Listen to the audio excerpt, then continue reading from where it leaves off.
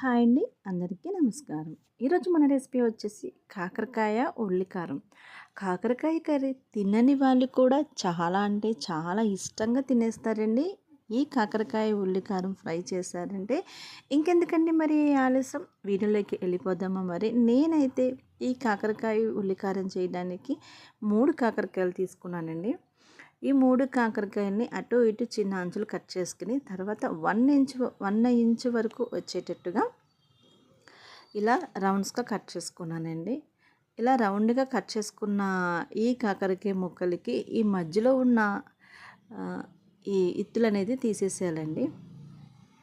మొత్తం ఇలా కట్ చేసి పెట్టుకున్న అన్ని కాకరకాయ ముక్కలకి ఇలా మధ్యలో ఉన్నది తీసి పక్కన పెట్టేసుకోవాలి.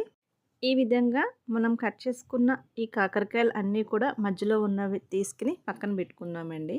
ఈలోపు స్టవ్ ఆన్ చేసుకుని ఒక కళాయి పెట్టుకుని దాంట్లో 2 టేబుల్ స్పూన్ వరకు ఆయిల్ యాడ్ చేసుకుందాము.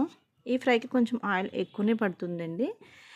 దీంట్లోకి 1 టేబుల్ స్పూన్ జీలకర్ర, ఒక మీడియం సైజ్ ఆనియన్ని చిన్న చిన్న పీసెస్ కింద కట్ చేసి వేయించుకుంటున్నాను. 1 టేబుల్ స్పూన్ పసుపు కూడా యాడ్ చేసుకుని ఇవి వేయించుకుందామండి. ఈ ఆనియన్స్ అనేది ఆయిల్లోనే ఫ్రై చేయాలండి. పచ్చిగా కన్నా ఆయిల్లో ఫ్రై చేసిందైతేనే టేస్ట్ చాలా బాగుంటుంది. నెక్స్ట్ ఇలా ఆనియన్స్ అనేది వేగిన తర్వాత ఇప్పుడు మనం దీంట్లోకి చిన్నది నిమ్మకాయ కన్నా చిన్న సైజ్ కొంచెం చింతపండు, 4 వెల్లుల్లిపాయ రెమ్మలు కూడా వేసుకుని ఇవి సపరేట్గా తీసుకుని పక్కన పెట్టుకుందామండి. ఇప్పుడు పులుపు అనేది చింతపండు ఎక్కువ అవసరం లేదు, కొంచెం 2 రెమ్మలు సరిపోతుంది. ఆనియన్స్ని పక్కకు తీసి పక్కన పెట్టుకున్నాం కదా. ఇప్పుడు ఆయిల్ లేకుండా ఉంటే 1 టేబుల్ స్పూన్ ఆయిల్ వేసుకుని దీంట్లోనే అదే కళాయిలో 1 టేబుల్ స్పూన్ శనగపప్పు, మినప్పప్పు, 1 టేబుల్ స్పూన్ ధనియాలు ఇవి కూడా దూరగా వేగిన తర్వాత మనం తీసి పెట్టుకున్న ఆనియన్స్లోకి ఇవి కూడా తీసి పెట్టుకుందామండి. ఇలా ఇవన్నీ తీసుకున్న తర్వాత మళ్ళీ దీంట్లోకి అదే కళాయిలోకి 2 టేబుల్ స్పూన్ ఆయిల్ యాడ్ చేసుకుని మనం కట్ చేసి పెట్టుకున్న కాకరకాయ ముక్కల్ని దీంట్లో వేసుకుని వేయించుకుందాము. ఇవి వేగేలోపు మనము తీసి పెట్టుకున్న ఈ ఆనియన్స్ ఇవన్నీ కూడా మిక్సీ జార్లో వేసుకుని మనం పేస్ట్ చేసుకోవాలండి. ఇప్పుడు మనం తీసి పెట్టుకునే ఆనియన్స్ అన్ని ఇలా మిక్సీ జార్లోకి వేసుకున్నాం కదా. దీంట్లోకి 2 టేబుల్ స్పూన్ వరకు కారం యాడ్ చేసుకున్నానండి, తగినంత సాల్ట్. ఇవన్నీ దీంట్లో యాడ్ చేసుకున్న తర్వాత మనం మిక్సీ జార్ను మూత పెట్టుకుని కొంచెం పేస్ట్లా చేసుకోవాలండి. మరీ మెత్తటి పేస్ట్లా కాకుండా కొంచెం కచ్చబిచ్చగా ఉండేటట్టు చూసుకోవాలి. సో మనం వేయించుకున్న ఈ కాకరకాయ ముక్కలు బాగా వేగినాయి కదండి. ఇప్పుడు మనం ఇవి సపరేట్గా ప్లేట్లో తీసి పెట్టుకుందాము.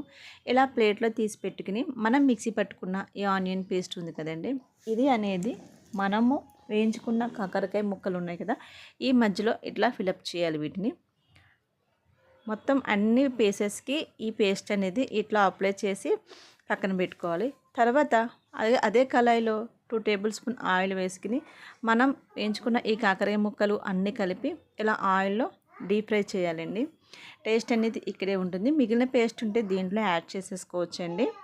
సో ఇది మీడియం ఫ్లేవర్ పెట్టుకుని మూత పెట్టుకుని వేయించుకుంటే చాలా బాగుంటుందండి.